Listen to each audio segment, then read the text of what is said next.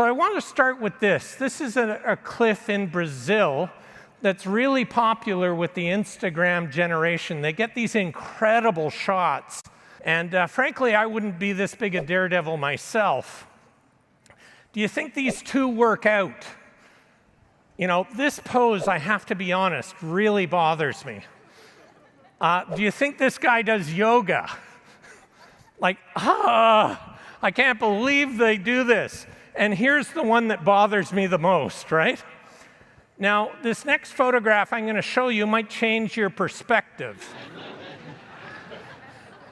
So apparently it takes you a whole hour to hike up the mountain to get to this point, and then another entire hour to get your photograph. There's so many millennials lined up to get their Instagram shot, right?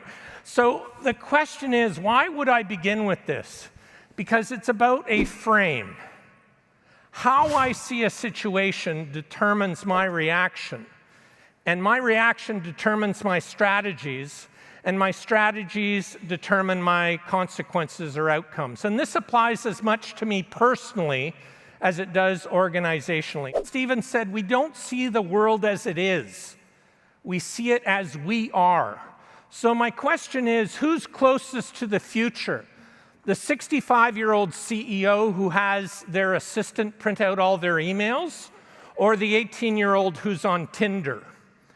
Who does Tinder? You're right. Who does all the strategic planning? Who is most disenfranchised from strategic planning? Is it any wonder we only get incremental change? Now, I don't want to be ageist. I don't want to suggest just because you have gray hair or no hair, you can't change the world.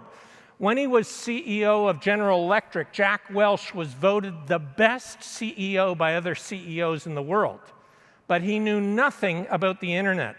So he had the humility to have some 20-somethings come in and mentor him every week on what is the internet. It's called reverse mentoring. Do you have a reverse mentor? There's been a decade of change in just 2.5 years. In December of 2019, Zoom had 10 million daily users. And then the pandemic hit, and it was downloaded 300 million times. I feel like Dr. Evil. 300 million times in just 90 days. So my question to you is, how many companies do you know that grew their customer count 30x on a big base during the pandemic? The only way you can grow that exponential, rocket to the moon growth is if you align with powerful trends, powerful forces. I was in Nepal with my wife in 1998, beautiful country. And I wanted to make a phone call back to Canada, where I live in Toronto. And at the time, it was 300 Nepalese rupees. But I went into an internet cafe, I put on a headset like this, and I made what we call a VoIP call, voice over internet protocol, for 10 rupees. Okay, so 300 rupees, 10 rupees. I predicted all long distance would be free by 2005. Now, at the time, I had some telco clients. Imagine, as a telco client, 70% of your profit in 1998 is from long distance, and you bring in this consultant who says it's all going to be free. What do you think? This guy's an idiot. Who brought him in, right? So let's actually look at what happened. You do not see VoIP, which is the little red, until 2005. We had Skype launch in 2003, so my prediction was 2 years off. But let's look at what happened after 2005. The insight number one is disruption is there all along, but you just can't see it. It's below the radar. And then, boom, we see a rapid rise of VoIP, and then in 2016, it overtakes traditional long distance. Now, on the left, you'll see the scale is in billions of minutes, okay? So that's 1,100 billion. This will be exactly the same graph, but now in trillions of minutes, okay? I'm going to now show you what Zoom did in 2020. So insight number two is it's below the radar for a long time, but once we all have technology and bandwidth and then the pandemic hits, you can have a second disruption. So this is the CEO of IBM, and he said in July that only 20% of IBM's US workers are in the office for 3 days or more. So what's the impact? What's the consequence on commercial real estate? Do you know, pre-pandemic, there was 95% occupancy of commercial real estate in the US, and then the pandemic hit and it went to 10%. And just last month, it was up at 47%. It's still half. And do you know what the consequence of that is? 493, my second Dr. Evil moment. $493 billion lower value of commercial real estate in the US alone. Industries are having to deal with this. What about retail? We had 10 years of e-commerce growth in the first 90 days of the pandemic. A decade of growth in 90 days. And this is the value of Amazon. You can add these 8 retailers up together, Walmart, Target, Best Buy. You can read them all, and you multiply by 3, and it just equals Amazon. So if you don't think e-commerce is going to change retail, I beg you to look at this slide again. UBS, the Swiss analyst firm, says that 100,000 US retail locations will permanently close because of the shift to online. Do you know that Uber is worth more than every single taxi cab in the US combined? So while the taxi industry owns billions of dollars of assets in the form of taxis and limousines, Uber doesn't own a single vehicle, and yet it's worth more. This teaches me that a widely distributed app has incredible value in multiplying the value of your business. What percentage of your sales are mobile, i.e. smartphone? This is the consequence of not innovating. The largest yellow taxi cab market in the US was New York City. Look at what Uber and Lyft did to it. And during the pandemic, you can see the crash in all transportation, but yellow cabs fell to 5% market share. 5%. So from the largest industry being crushed by 95%. So Uber and Lyft and other ride-hailing services hit 95% market share during the pandemic. And if you wanted to drive a cab, you had to buy a medallion. The price of medallions went from 1.1 million down by 90%. So the consequence of ignoring disruption can be ruinous to an industry. Now, I've worked with CEOs of cab companies, and they've said to me, Jim, we're spending $250,000 developing an app for the smartphone. And I go, good for you. You know, the reason I got this is to download 20 Toronto taxi apps and key my data into each one with my fat thumbs. I don't think so. But I don't just work in Toronto. I'm here in Vancouver and Shenzhen and Stockholm. You know, am I going to download 20,000 taxi apps globally? No, the industry has to think at a meta level.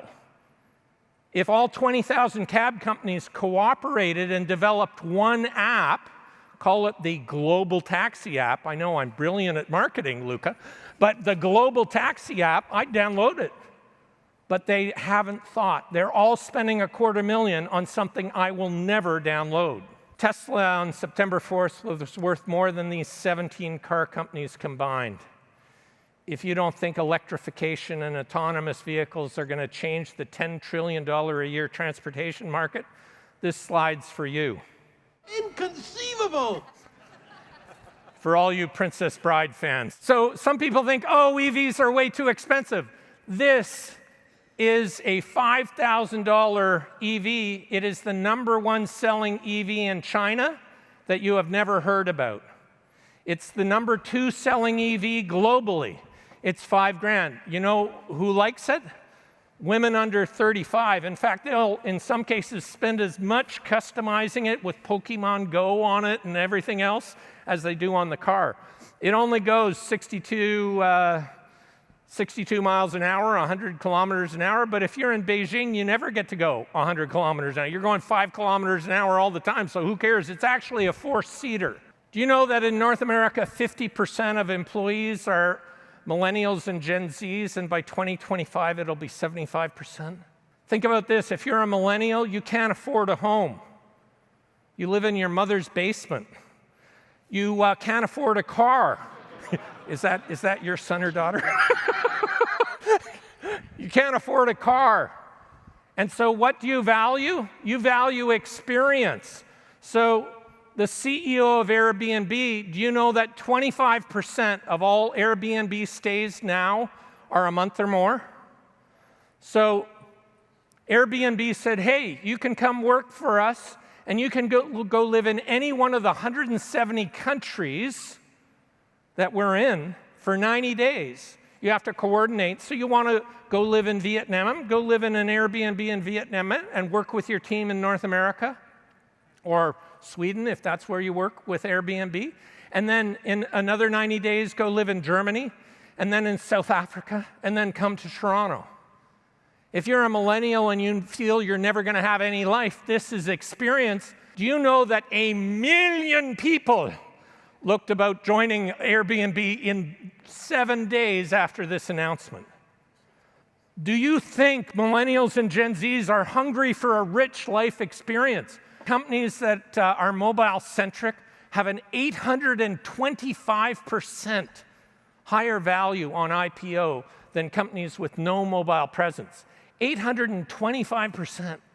How big do the signs have to be that we have to be mobile-centric, mobile first? Because a mobile is the Swiss Army knife of modern-day life for a millennial or a Gen Z. They can't live without their mobile. You know, for them, it's photos, gaming, texting, sexting, music. They do everything on their mobile. So are you there? Are 100% of your products mobile? If not, that's one reason you're not reaching this market.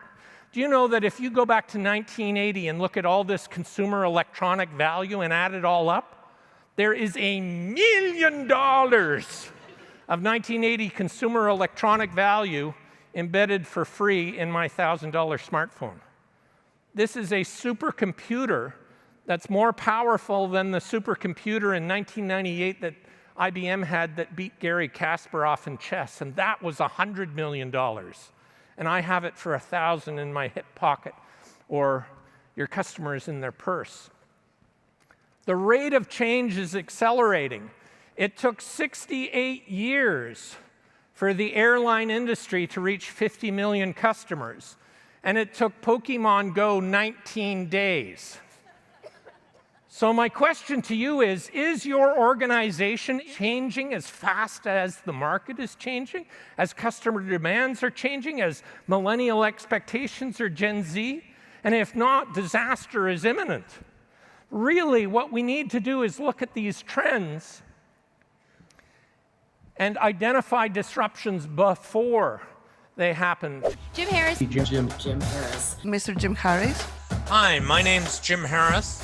Jim is principal at Strategic Advantage, where he works with Fortune 500 companies and organizations like Barclays Bank, IBM, Canon, MasterCard, Johnson & Johnson, the list goes on. So today I want to talk about reimagining healthcare. And I'm going to be talking about drones today. I'm going to be talking about artificial intelligence as it relates to autonomous vehicles.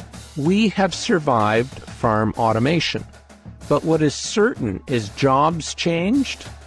Companies had to change, society as a whole had to change. And so really, this is a story not about the technology, in this case, generative AI. It's a story about change. It's a story about innovation.